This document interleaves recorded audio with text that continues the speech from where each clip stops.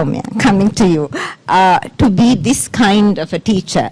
I think, although he says, I want to do these things, I think these are aspirational sort of thoughts for any teacher. For a teacher to be that kind of a teacher who gives knowledge as well as sympathy or empathy for the weak, a large understanding of this world, and to be basically be a successful human being, I suppose.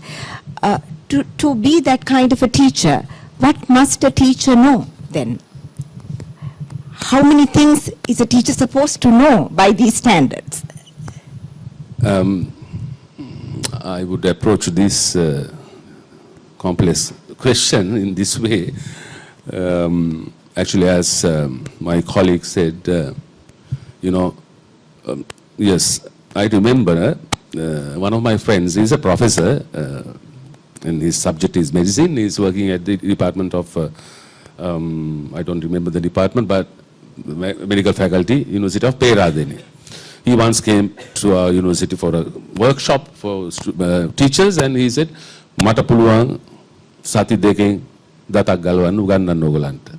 So we were, we are actors, dancers, visual artists, but he says, "I can teach you how to pull a tooth within 2 weeks." That is a craft that you can master. For instance, within a very few days' time.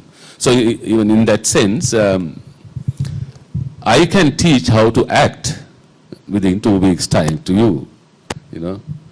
The craftsmanship of that acting or theater.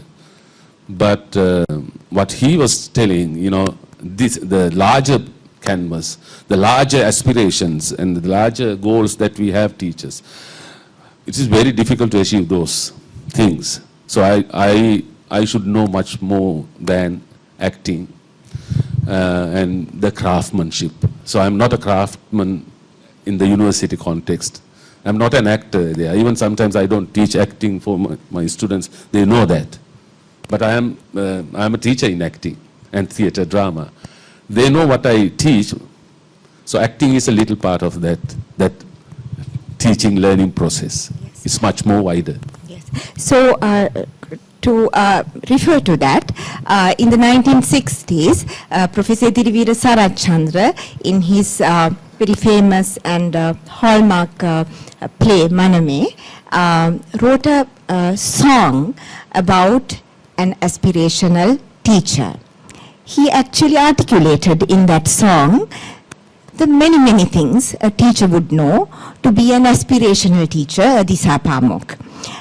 According to the legend, all the people who were worthy of such a teacher went to Disapamok, and even the prince, the aspirant, who is the aspirant king of a kingdom, would go to Disapamok and learn. And what did they learn? They apparently learned everything. A teacher was supposed to pretty much teach everything. This song will be sung here today by Saumya, Professor Saumya, accompanied by 4 wonderful artists from the University of Visual and Performance Arts. Anjana, Priyangani, Mansila and Oshini will accompany him in this song. May I invite you on stage? Round of applause.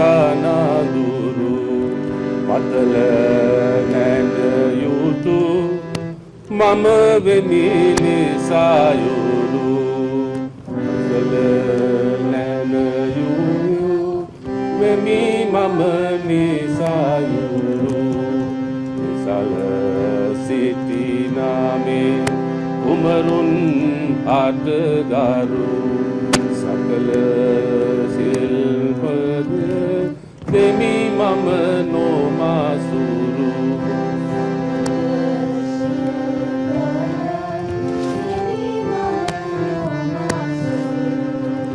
උතුල කරවන අවිදු ගානඳුරු පතල ගනයුරු වෙමි මම නිසායුරු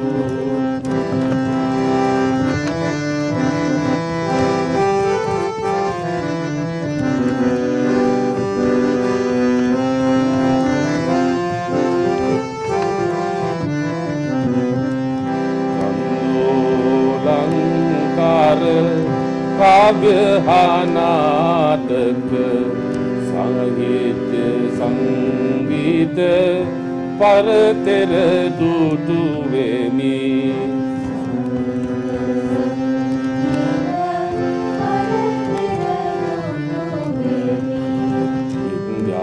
විද්‍යාසාගර එනිපතුලෙන් ගොතගෙන අගනාමානික්‍ය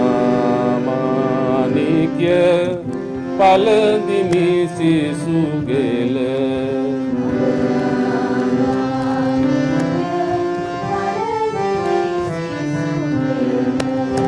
තුල කරවන අමිදු කනදුරු වෙමි මම නිසායුරු. Thank you. So if you follow the lyrics of this song, a teacher is supposed to know many things, even to groom a prince. A prince is learning Sahitya, Sangeeta, the literature, art, music, and so on. So it is a very holistic sort of a teacher and a holistic sort of a student.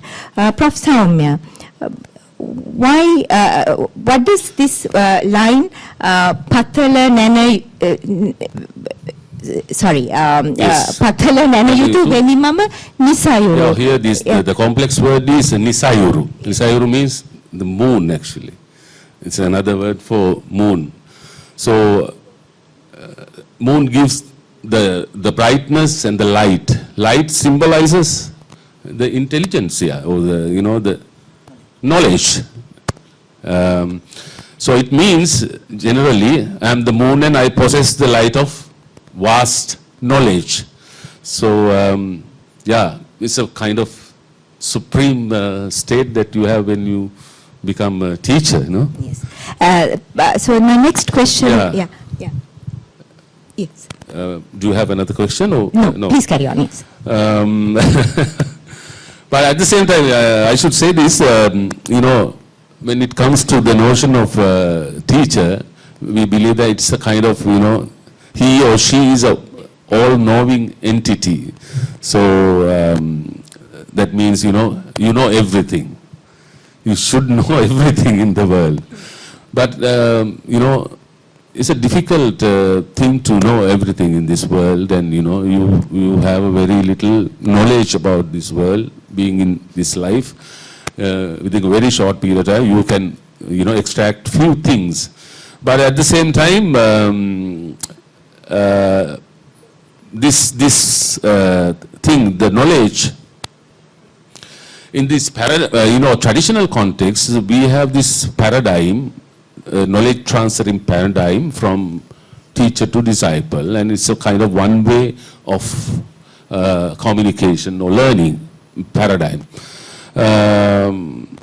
This has been criticized by many educational theorists, and there's one philosopher and educationist lived in South America, Paulo Freire, and he has been very influential in educational theories. So he has discussed about what we have been, practicing in our education system, even in this country, particularly in the primary education and secondary education. Sometimes, you have this one way of communication, and we call it banking method.